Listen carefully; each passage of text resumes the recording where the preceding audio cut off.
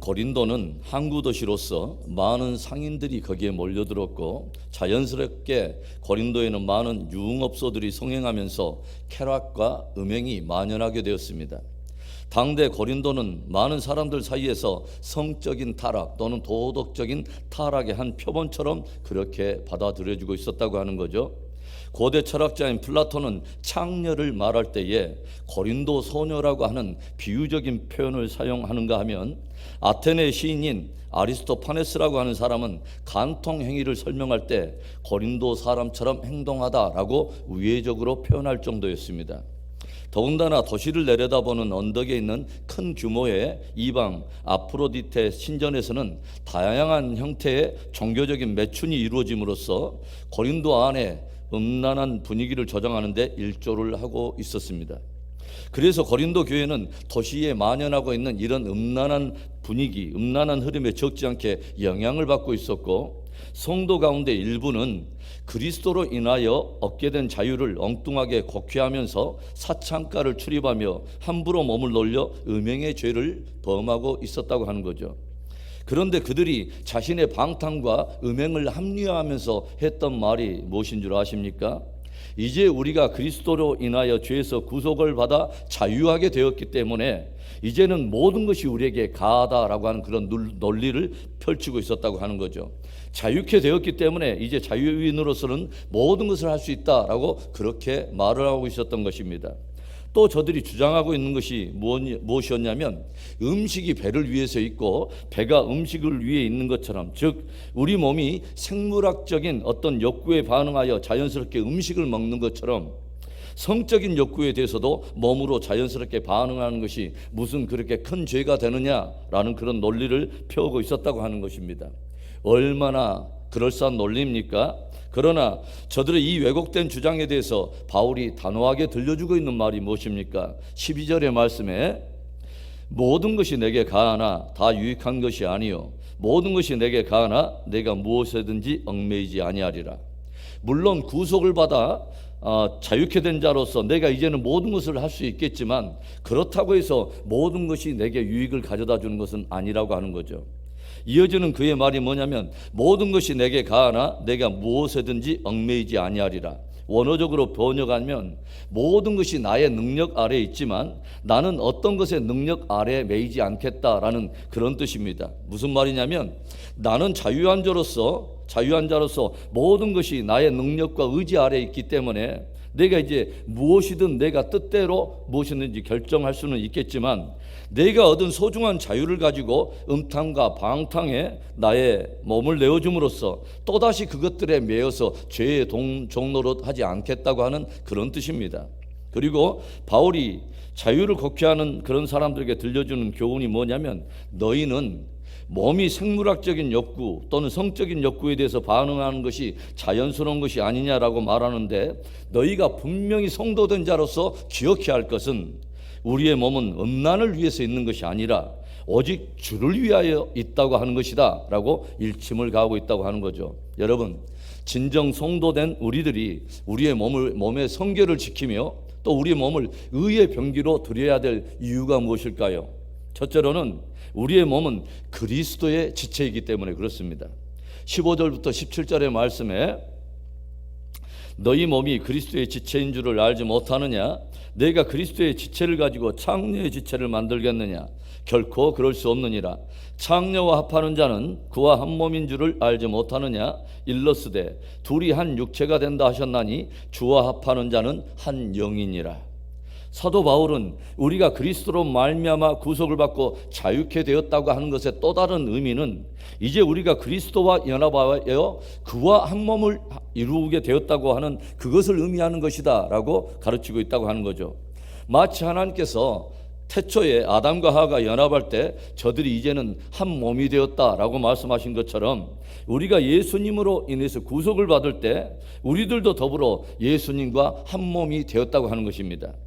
그래서 바울은 우리가 예수님과 연합된 것을 마치 아담과 하와가 연합하여 한 몸을 이룬 것과 같이 신랑 신부가 연합하여 한 몸을 이루는 결혼의 관계 속에서 설명을 하고 있다고 하는 것이죠. 그런데 그렇게 우리들이 주와 연합하여 한 몸이 되고 한 영에 속하여 영적인 어떤 혼인관계를 맺게 되었는데, 그리스도의 지체가 된 우리의 몸을 창녀와 합하여 창기와 더불어 한 몸을 이룰 수 있는 것이 가한 것이냐 하는 것입니다. 도저히 있을 수 없는 죄가 된다고 하는 것을 분명히 들려주고 있다고 하는 거죠.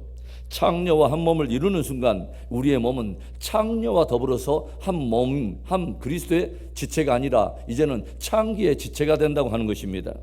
오늘 바울은 확실히 들려주고 있어요. 우리의 몸은 오직 주를 위하여 있느니라. 예수님과 한 몸을 이루어 그리스도의 지체가 된 우리의 몸의 성결을 지키고 우리의 몸을 주를 위한 의의 병기로 드리는 진짜 복된 성도의 삶이 되기를 축원합니다. 우리들이 우리의 몸의 성결을 지키고 우리의 몸을 의의 병기로 드려야 될 또 하나의 이유가 무엇입니까? 둘째로는 우리의 몸은 성령이 거하시는 성전이기 때문에 그렇습니다. 19절에 너희 몸은 너희가 하나님께로부터 받은 바 너희 가운데 계신 성령의 전인 줄을 알지 못하느냐? 너희는 너희 자신의 것이 아니라. 성경은 우리들이 진실로 예수 그리스도를 구주로 믿고 그분을 영접하게 되면 그분의 영인 성령이 우리 안에 거하여 내주하게 된다고 하는 것을 끊임없이 들려주고 있어요. 계시록 3장 20절에 우리가 너무도 잘 알고 있는 말씀이 있죠. 벌지어다 내가 문 밖에 서서 두드리노니 누구든지 내 음성을 듣고 문을 열면 내가 그에게로 들어가 그와 더불어 먹고 그는 나와 더불어 먹으리라. 여기서 우리가 문을 연다고 하는 것은 우리들이 그분에 관한 복음을 듣고 마음의 문을 열어서 그분을 나의 구원의 주로 영접한다고 하는 그런 말입니다. 그래서 우리들이 진실로 마음의 문을 열고 그분을 받아들이면 그분이 우리 안에 들어와 내주하시며 우리와 함께 거하시겠다고 하는 거죠. 그런데 이때 우리 안에 들어와서 거주하시는 것은 바로 예수 그리스도의 영이신 성령께서 들어오신다고 하는 것이죠. 그래서 그분의 영, 그 성령이 우리 안에 내주하심으로 우리는 이제는 뭐가 되냐면 성령이 거하시는 거룩한 전, 성전이 되었다고 하는 것이죠. 여러분, 구약에서 성전의 목적은 무엇입니까? 바로 예배와 제사와 기도를 통해서 하나님과의 깊은 교제가 있고 그분의 영광의 임재가 있는 것이 하나님의 성전입니다. 그렇다면 우리들이 예수님을 구주로 영접함으로 성령이 내주하여 우리 몸이 성령의 전이 되었다고 하는 것은 무엇을 도전하는 것입니까? 우리의 몸을 통해서 그분을 예배하라는 것입니다. 우리의 몸을 통해서 그분과 교제하며 우리의 몸을 통해서 그분의 영광을 드러내라 라고 도전하고 있는 거예요. 여러분의 몸이 성령이 거하시는 성령의 전인 것을 여러분은 믿으십니까? 그렇다면 육체를 따라 행하고 육체의 열매를 맺을 것이 아니라 성령을 따라가며 성령을 따라 행함으로 성령의 열매를 맺어야 할 줄로 믿습니다. 우리들이 우리의 몸의 성결을 지키고 우리의 몸을 의의 병기로 드려야 될 이유가 무엇입니까? 마지막 세 번째, 우리의 몸은 값으로 산 바 되었기 때문에 그렇습니다. 20절에 값으로 산 것이 되었으니 그런즉 너희 몸으로 하나님께 영광을 돌리라. 바울은 분명히 예수님께서 값을 지불하고 우리를 구속하심으로 인해서 죄에서 우리가 자유케 되었지만 동시에 우리는 예수님께서 값을 지불하고 사신 그분의 소유가 되었다고 하는 것을 분명히 들려주고 있어요. 정확히 말한다면 주님께서 모든 값을 지불하고 우리를 사심으로 인해서 이제 우리는 그분의 종이 되었다고 하는 것을 바울이 들려주고 있다고 하는 거죠. 이제는 주인이 바뀌었다고 하는 것을 우리에게 들려주고 있다고 하는 말이에요. 그래서 우리들이 예수님을 믿고 영접함으로 구원받은 것이 마치 이제는 내가 주인이 되어서 내가 내 마음대로 내 몸을 방탕해도 방종해도 좋은 것처럼 여기는 것은 크게 복음을 곡해하고 왜곡하는 것이라고 하는 것을 지적하는 것입니다. 그래서 바울이 주를 믿어 구원받은 성도들에게 권면하고 있는 말이 무엇이냐? 갈라디아서 5장 13절에 형제들아 너희가 자유를 위하여 부르심을 입었으나 그러나 그 자유로 육체의 기회를 삼지 말고 오직 사랑으로 서로 종노릇하라.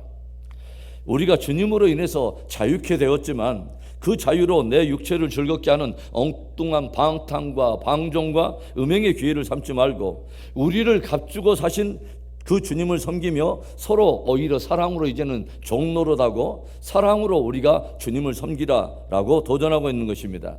로마서 12장 1절의 말씀도 보겠습니다. 그러므로 형제들아, 내가 하나님의 모든 자비하심으로 너희를 권하노니 너희 몸을 하나님이 기뻐하시는 거룩한 산 제물로 드리라. 이는 너희가 드릴 영적 예배니라.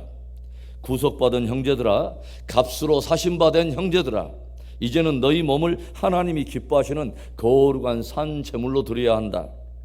이것이 너희 몸을 값을 주고 사시는 하나님을 향하여 너희의 몸으로 드려야 될 영적인 예배다라고 들려주고 있습니다. 사랑하는 성도 여러분, 우리들이 방탕하며 우리의 몸을 음행에 내줄 것이 아니라 성결을 지키고 의의 병기로 드려야 될 이유가 무엇입니까? 우리의 몸은 예수 그리스도와 연합된 그리스도의 지체이기 때문에 그렇습니다. 우리의 몸은 성령이 거하는 성전이 되었다고 하는 거죠. 그리고 우리의 몸은 우리의 것이 아니라 주님이 핏값을 주고 사신 그리스도의 바로 그분의 소유가 되었다고 하는 것입니다. 오늘도 우리의 몸을 주님이 기뻐하시는 산 제물로 드리고 또 우리의 몸으로 영적인 예배를 드림으로 오직 주님을 영화롭게 하는 복된 하루의 삶이 되기를 주님의 이름으로 축원합니다.